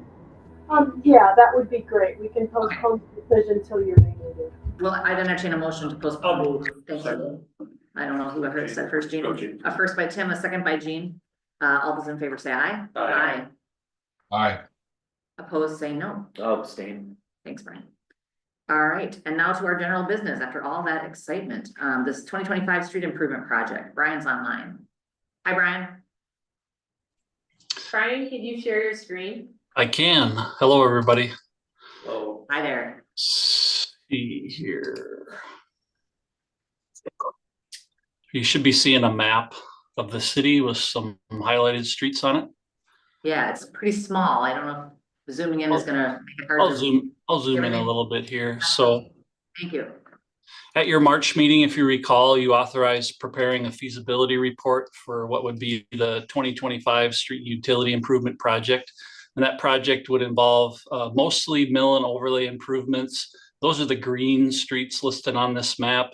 There's Alpine Drive here in the up on the top of the hill here, and the rest of them are within the city below the hill here. The improvements on the mill and overlay streets would be similar to projects you've done over the last several years, basically milling off the top layer of asphalt, putting in a new layer of asphalt. If there happens to be concrete curb and gutter in place existing today, that would be remain in place. We'd repair any broken sections. If there's asphalt curb on the existing street, that would be milled off and replaced with new asphalt curb. So very similar improvements on all of the green highlighted streets for mill and overlay improvements. There is one section of full reconstruction along Market Street here between 2nd Street and Main. The reason this is a little different is the sewer and water utilities under the street have deteriorated to the point where they require replacement. And then there are some stormwater issues, drainage issues with the outlet here in this area. So this would be a full reconstruction, complete replacement of the pavement, curb and gutter, storm sewer, water and sewer utilities and services. The feasibility report itself goes through and identifies the existing conditions on all of these streets, identifies the proposed improvements specific for each street, and developed an estimated cost for the project. The total estimated cost for the project is around $2.2 million. The targeted budget for the project was about $1.75 million. That $1.75 million was independent of any utility related costs for the project. We're estimating approximately as much as $500,000 of that 2.2 million would be sewer and water related costs. We're still need to do a little work in verifying that number. So in order to keep the project moving, this would be an assessment project similar to past projects. Assessments would be levied against the benefiting properties for both the mill and overlay and the reconstruction portion of the project. The statutory requirements for that process require that this feasibility report be accepted by the council. The next step would be calling for a hearing on the proposed improvement, where you would make a decision on the scope of the project you would like to proceed forward with. Typically, what we do prior to that public hearing, we would have a neighborhood meeting to provide information to the residents who would be affected by the projects. There would be a formal notice that goes out, mailed to all of the property owners who are proposed to be assessed for the project, and there would be a published notice in the newspaper. What we're asking is that council accept the feasibility report and call for the hearing on the proposed improvements. And between now and then, we would work with staff and the utility commission to verify the project scope and the total cost of the project and what fits within the budget, and possibly reduce scope of the project to fit within that budget as necessary. Reduction of scope would involve likely working with Tony as far as identifying any of the street sections that could be postponed to a later date if that's needed to fit within the budget. And the reason we're asking to move forward with this right now without having that information at this point is to keep the process for the assessment process moving forward so we don't lose a month in that process, which would cause the project to start a month later. And it's already a very short timeline to get this amount of work done yet this construction season. So requested action would be to adopt the resolution that was attached in the packet, which accepts the feasibility report and calls for a hearing on the proposed improvement. That hearing would be scheduled for May 6th at your next council meeting, and then we would determine a date for the neighborhood meeting that would occur prior to that and send out notice for that as well. Be happy to answer any questions. I'll make a motion. Oh, Just 1 second for a question, Dean, but hang on to that. Brian, could you alert the group to what was brought up at street commission today, which is maybe some of the challenges with the assessments levied to Market Street? Yep. So Market Street, the assessments for the mill and overlay project portion of the project are similar to the past projects. So the total assessment per residential unit, equivalent residential unit, would be about $1,700. Market Street, the assessments for that are higher than we have typically seen for reconstruction projects, specifically the downtown project. The estimated assessments for that would be about $4,000 for sanitary sewer connection, $3,700 for a water connection, and $7,400 for a street assessment. So if a property has both a sewer service, a water service, and street frontage, you would add all those numbers up, which is, you know, a little over, what is that, 10, 11, almost $15,000, which is higher than what we've seen on the downtown reconstruction project. Options you would have to address that is your assessment policy does call for assessing 20% of the eligible costs to the adjacent property owners. You would have the option as a council of adopting a revision to that policy for this specific project to reduce those assessments to a more reasonable amount. Or you'd have some options related to the length of time the assessment would be levied over and the interest rate for the assessment. The reason the assessments are higher in this case just has to do with the number of lots that are adjacent to the project. So the red line is generally the area of improvements. A lot of the project is an intersection here, and you have very few lots that front on the, I guess on what I'm calling the north side of the street. So there just aren't very many lots to spread the assessment across for a $1 million in street improvement, which I still can't believe. I'm saying $1 million for basically a short block of street improvement, but that's what costs have become these days. Do those Washington street addresses get assessed? There's like, looks like 2 or 3 that touch that intersection. They would. The only exception would be if, and I can't remember, I believe, I can't remember when this section of street was built, but any properties that had been assessed within the last 15 years for a different project would not receive an assessment. And there's some adjustments for corner lots, but there is a draft assessment roll in the engineering report. It's very rough. It's a draft. We did identify some of those properties that had been assessed previously, but prior to developing the final assessment roll, we would verify all of that as well. So trying to page through the assessment roll here, which is at the end, which. I'm sorry, I'm just kind of curious because that's a rough intersection there, but it doesn't have much yet. Just doesn't have much. Yeah. Here are the, I think this is the reconstruction section of the project, I believe. No, this is it. Yeah, so this is the reconstruction section. So these are properties that we've identified that may have been assessed as a part of that 2013 street project, which would still be within the 15-year period. So there are some $0 assessments there, if that gets verified. And then obviously the city parcel there that you've just talked about redeveloping. And incidentally, as a part of this project, we'd make sure that a sewer and water service gets stubbed into that property so that it could be developed. Any other questions? Otherwise, Dean had a motion to approve. Second. We have a first and a second. Any further discussion? All right, all those in favor say aye. Aye. Aye. Opposed, say no. All right, we'll see this again in May, Brian. Thank you. Thank you, Brian. Thanks, Brian.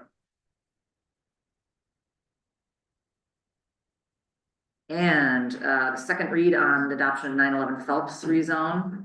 This one's pretty straightforward. We've heard this before, so this will rezone this property to residential.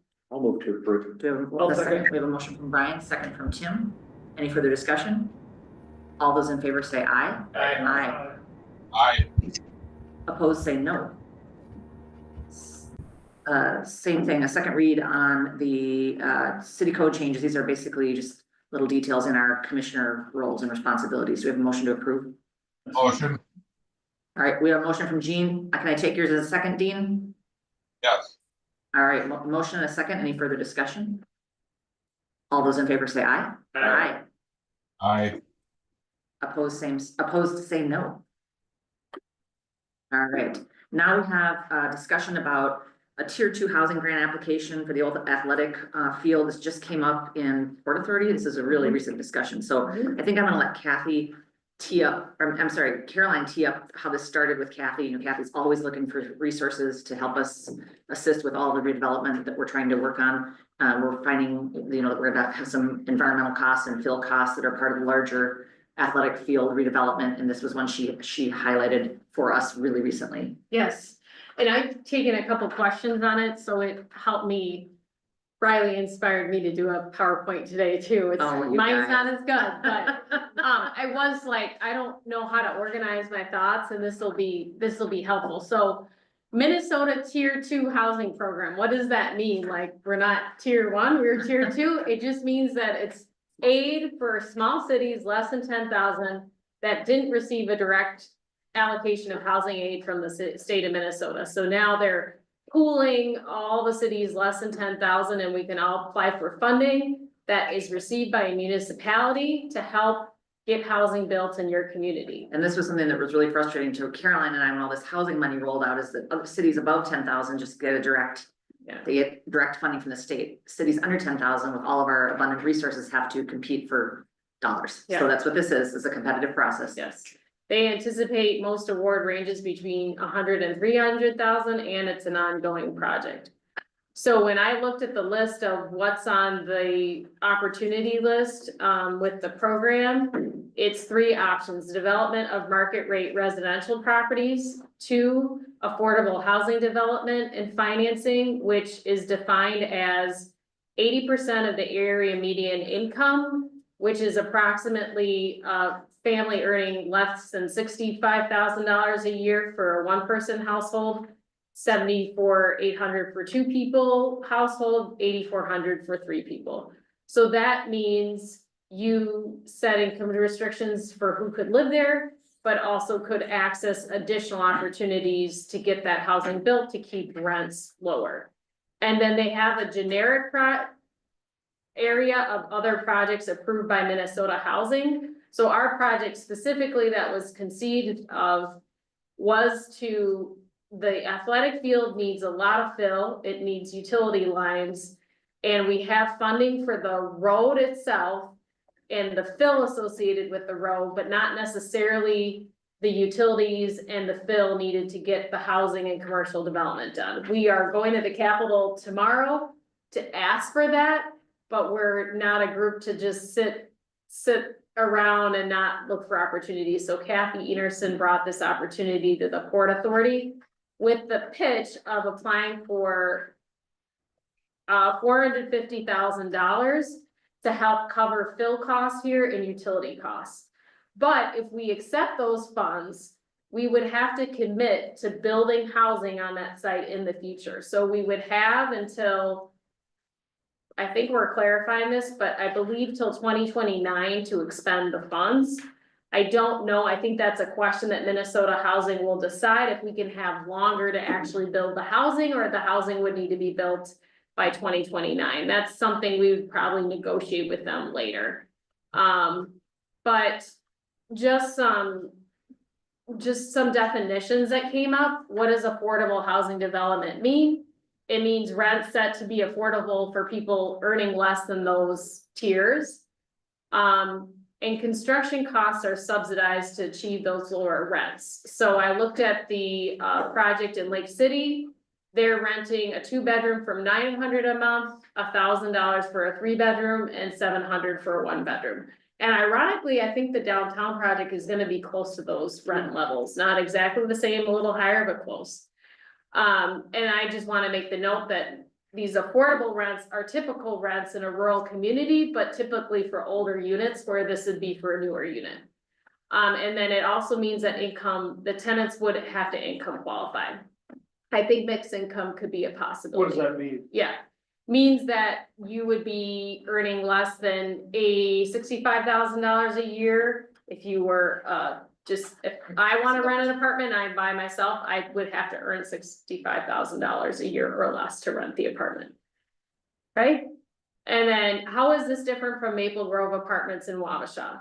In Maple Grove Apartments, tenants pay only 30% of their income in rent. So if I make, 10,000 a year, you know, that's multiplied out, they only pay 30% of their income. There's not a set rent amount, and annual operations are subsidized.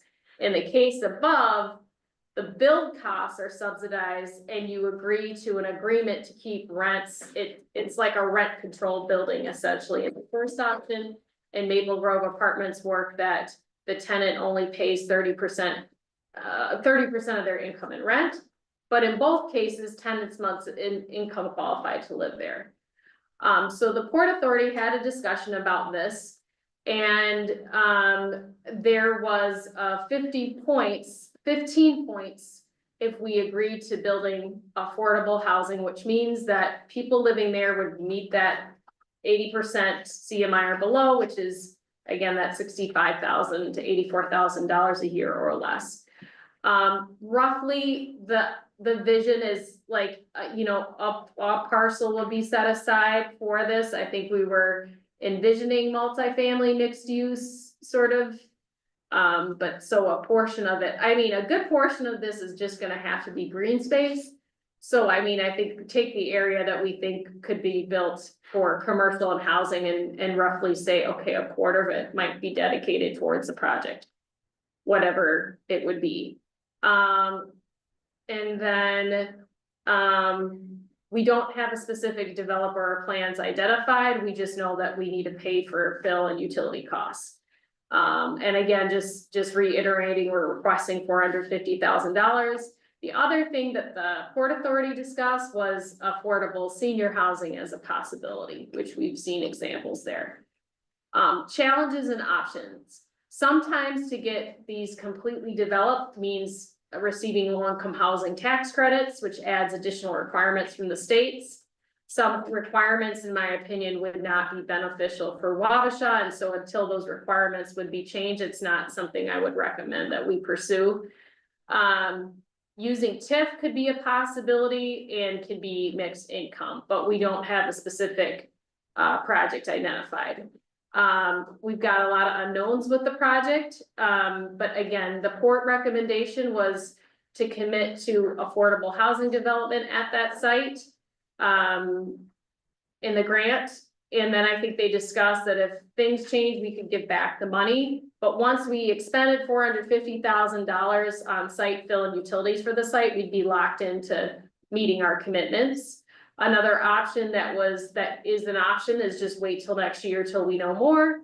And then another option was missing out on the 15 points and apply and commit to market rate residential for the site.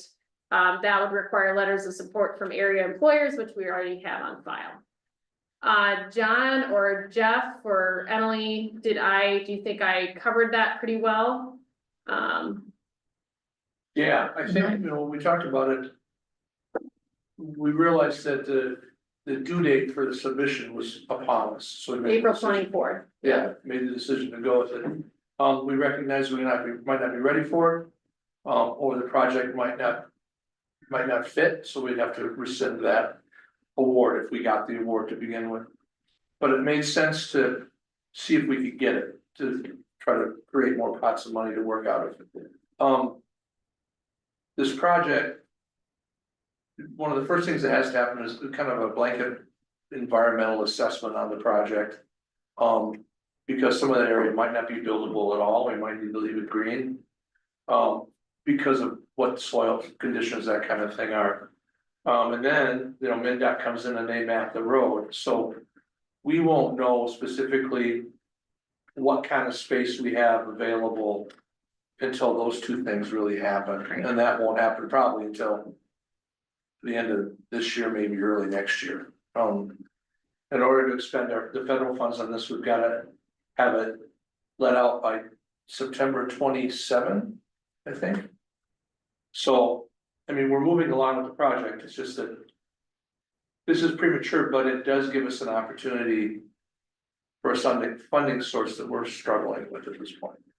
So, Jeff, is that about it? Yeah, but I've kind of changed my mind a little bit about this. I really think we should wait till next year because the big priority, big driver for this whole thing is the road. We gotta get that road in first before we even know how much land we're saying we want to give up. 25% of the property to this housing, we don't even know what that is yet. I mean, I think we should just wait till next year. And also, if all this money has to be spent by 29, I mean, the road probably barely be done by 29. So I think we'd be better off waiting. That's just my opinion. I'm with you 100%. I would wait on it too. I just think, maybe housing is better where the slough is if we revitalize the slough area. You know, I mean, I don't think we know where we want to put commercial and housing here. And I think the road is a big impact of what land we have, where we're gonna do it. What happens if all of a sudden they come back and half the land is not even buildable? You know, so That's probably the biggest risk is, I would just, my personal opinion is until that is determined, what is buildable, what's not, and where the road goes, I guess my opinion would be to hold on. I agree with these guys too. I won't reiterate what they said, but I have one other question. Yeah, we talk about funding for fill. Is the possibility of the Corps just filling this and paying us still on the table? Yes, so we'll still get the tipping fee, we'll have to pay the shipping fee. The difference probably. The difference between the two, so. They just won't drive it there and dump it? No, because it's our operation. once it hits land, it's ours. Okay, So, and we'll use No, our but operators. We can direct Coners to drop it off there instead. But there's It's- cost. It's just the Difference. impaction costs and. okay, I understand. That is still definitely the vision. Okay, that just wanted clarification, thank you. So yeah, there's a lot of moving parts and I appreciate and we talked about that at length and the other night too. So, This is the first year that the tier 2 funding has been available, right? So we don't have past example projects. It'll be interesting to see what the example projects are in this year. You know, I think all along Carolina, we sit through these 2-hour webinars and at the end, you basically realize like, if you aren't basically ready to build, you're not a very good candidate for these dollars. This one feels a little less that way. Just because it's the money for small cities that larger cities just received, so. Yeah, I mean, I think we could probably put in an application, just say we plan to build housing here. It won't be built till past 2029 and see if we get awarded, but I think, you know, it'd be less Not strong competitive, yeah. And we wanna put forth our best proposal with the best information we have available. I mean, that's. Yeah, and I'm not a big fan of putting a proposal and all of a sudden rescind it 2 years later, and now what? I mean, they may.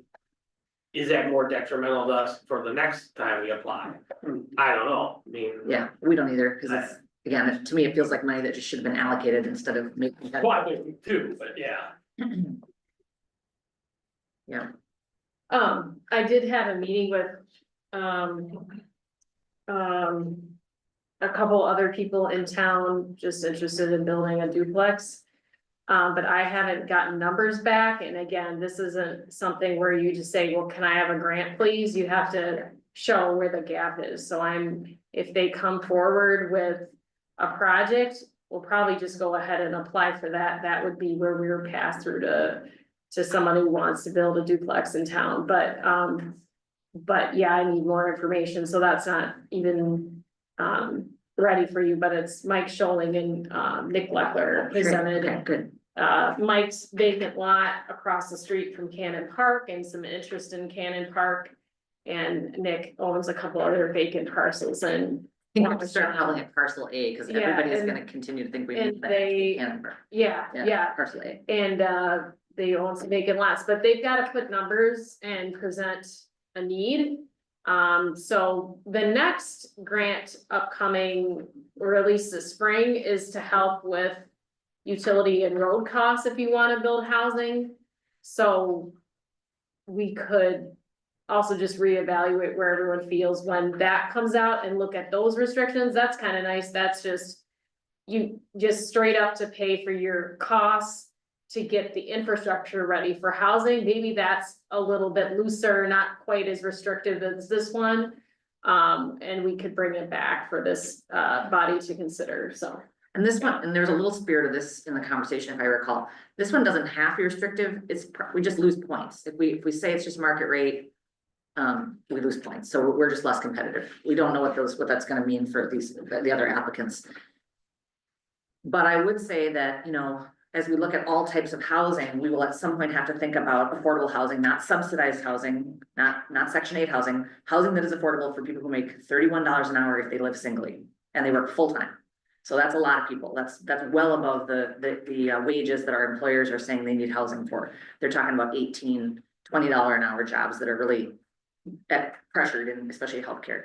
So people make $31 an hour if they live alone, or make almost $90,000 a year if they've got a family of 3. We will struggle to create a solution for that very large group of people. So I guess my attitude was, why would we pass it up? But, you know, I think especially after the engineering meeting and being told, let's sort of the challenge ahead is just make this simpler. It's still gonna be complicated. Get your road built. I think we all heard that advice. Repeatedly. It was an enlightening month. Yeah, it was. It's not that this dream goes away. It's just that it's built into phases. And just like the last conversation, it's gonna be hard for us to dictate what the developer's gonna be able to do. We're really gonna have to understand what developers are able to build. Okay, so, I think this would be a disapproval, I guess. Yeah, we can. So, I move to postpone it or deny it or whatever. What do you wanna call it? Move to postpone. Postpone to next year. Yeah, we'll keep our eye on this. Yeah, obviously. Recurring. And I gotta hand it to Kathy, I mean, Oh, yeah. our Christine rep is, Pushes us. yeah, and her job is to find these things for us, and she's doing an outstanding job doing that. So, All right, we have a motion and a second to postpone. Any further discussion? All those in favor say aye. Aye. Aye. Nay. Opposed, say no. Gotcha, Dean. Okay. And, back to are we at? just partial. But partial, yeah. okay, Everyone thank you. wants to leave, I know. Yes, this is a complicated one Okay, too, but all right, so just that, wanted to note that one of the big topics that has emerged is the DNR is requiring that we are do mitigation for our project because of the environmental impacts that the bar terminal project will require in terms of we're gonna be dredging 6 acres of water as part of the project. We're adding a dock, we're adding barges on the river. And I reread our own environmental impact statement and I see there was acknowledgement throughout that document that we're gonna have to work with them on that. So I was kind of going the route, let's fight and bring in an attorney, but no. And so there's flexibility in what we're proposing and they gave us some ideas. So what I'd like to prepare a letter for them would be that the port is willing to do a feasibility study for improving the Zumbro Slough near the athletic field as part of the project. So how do we get the Zumbro Slough kind of alive again with aquatic life and it's just gonna be a study to look at what could make that happen. Is it dredging? Is it other things? Another thing they requested that according to Bolton Mink is not too costly and could be incorporated in the project was installing a fountain and water aerator to improve flow, but you'd still want to study it and make sure it was right sized. And then we just like tossed out some ideas, which was seeing, I guess I have to talk to Tony about, is there any improvements that could be made at the boat launch? And then with Bolton and Meg, we brainstormed that there's a new manhole near the bike pedestrian bridge that was lifted up and it's a nice little gravel platform. So we talked about adding an ADA accessible fishing platform there. Tell me if someone I'm crazy. This is what Bolton and Meg, access. yeah, So access, the yeah. DNR's perspective is Yeah. that we're Yeah. limiting access because of our activity. So How can we- essentially, we just add a bench there. one of the other, Yeah, and then another thing that's come up, but I don't know if we're ready to commit it, is a fish cleaning house at Isaac Walton, but we could put it out there that we'd look at that. And then the other thing they requested was to have us in communication with the county about, they're gonna do this summer, the 4th grant culvert replacement at that bridge. Can we increase the height so someday more boats could get under there and more water through flow. there, more So water that- flow, yeah. area near the public docks isn't, so can, you know, so So unusable. we don't have to do all of this right away, but we do have to say, we realize we're having impact here, here's how we're gonna help you DNR throughout the city, so. We wish it had timed out to say we're putting a gigantic, beautiful public dock on the Mississippi River. That would have been good timing We if that did was that one what, already, but, you know, that um, was good planning, but it wasn't a mitigation. yeah, so. How much is the study cost? So I don't know. I think, oh, it's not gonna be cheap. None of this is gonna be cheap. But Study of the material that's in the sloop. that was 20,000 just to study the material, yeah.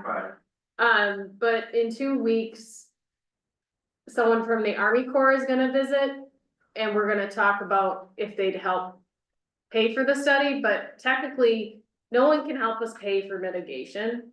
So the port is just, I think my recommendation is we're just gonna have to incorporate it after we get the barge terminal off the ground, and after we're not gonna say we're gonna do it next year, it'll be, we'll work on it. Find a and- cost-effective Yeah, plan. so that- we're basically committing to a study and installing a fountain in the future there.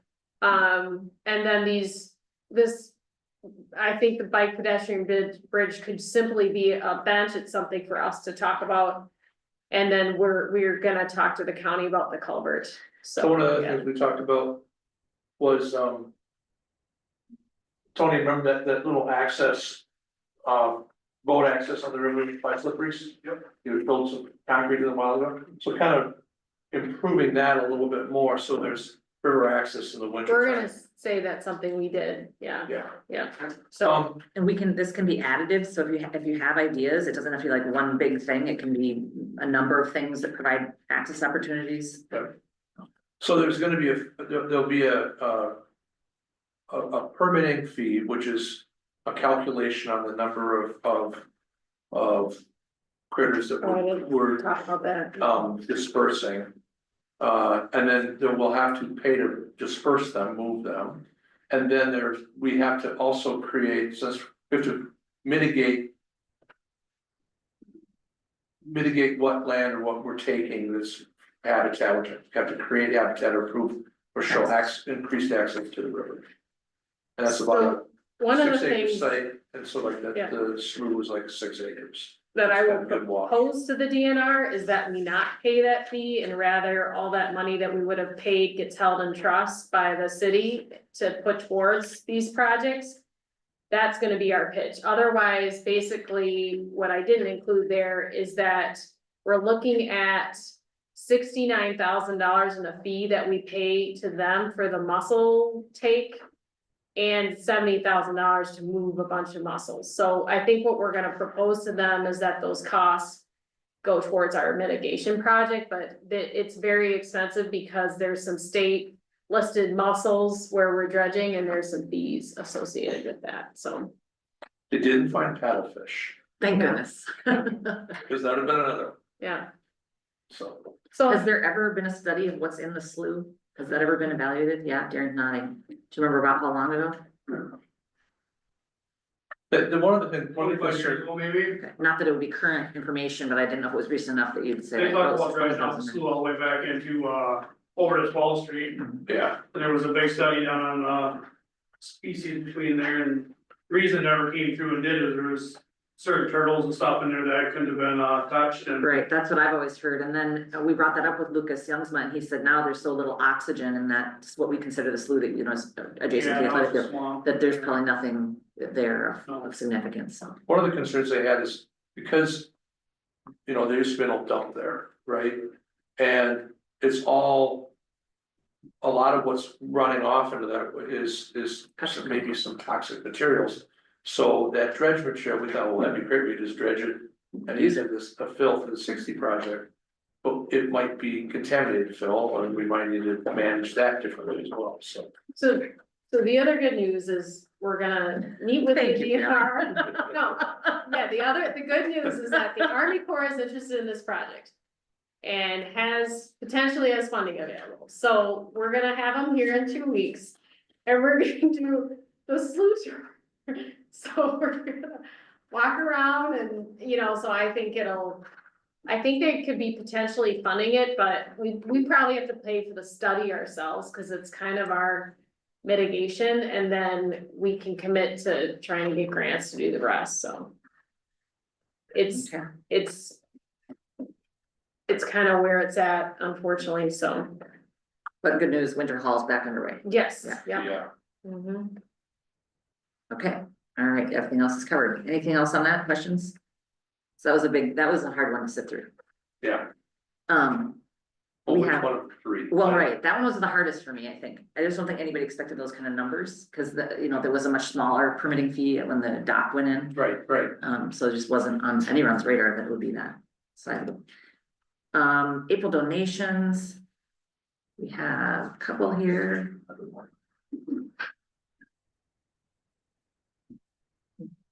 Anybody's got them up? I got it. Thank you, it just wasn't gonna load. For the library, we have a $40 donation in memory of Doreen Stampshire by the Texas Frosties family. And then an $850 donation to the ambulance from Faith Lutheran Church. Wonderful. Does anybody want to? I'll move to approve. Second. We have a motion from Brian, second from Tim. Any further discussion? All those in favor say aye. Aye. Opposed, same sign. Thank you, Dean. Do we have any more, you got your financials from Tyler today? Any other announcements? Otherwise, I'll entertain a motion to adjourn. Thank you. I heard Tim first, second by John. All those in favor say aye. Aye. Thank you, Dean.